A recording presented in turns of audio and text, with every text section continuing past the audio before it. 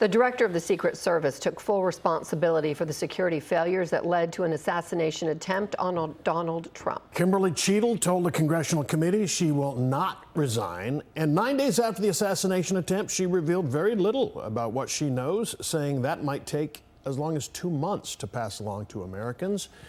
Not many legislators happy about that. Fox 4's Sean Rabb in studio with more. Sean. And I can tell you, intense and contentious describes the Secret Service director's 6 hours in front of the House Oversight Committee. They did not get the answers they were looking for.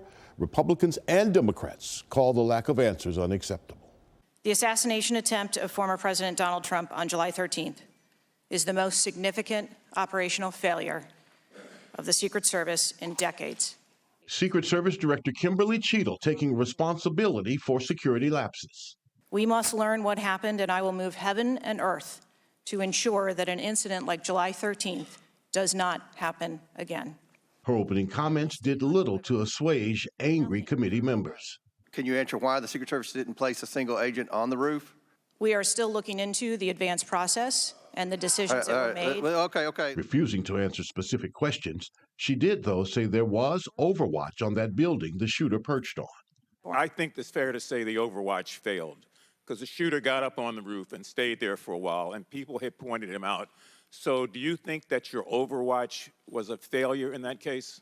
I think that we need to know the full details to understand how this occurred. Cheatle gave no clear answers, repeatedly deflecting to unfinished investigations, infuriating the Oversight Committee. Director Cheatle, because Donald Trump is alive, and thank God he is, you look incompetent. If Donald Trump had been killed, you would have looked culpable. Bipartisan voices calling for Cheatle to step down. Do you really believe that the majority of this country has confidence in you right now? I believe that the country deserves answers, and I am committed to finding those answers. Ms. Cheatle, you said that the buck stops with me, and I agree. I don't think you should resign. I think you should have been fired. Ma'am, you are a DEI horror story. That brought a follow-up from Dallas Congresswoman Jasmine Crockett.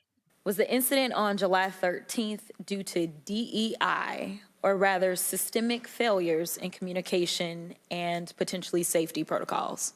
The incident on the 13th has nothing to do with DEI. The incident on the 13th has to do with a failure or a gap, either in planning or communication.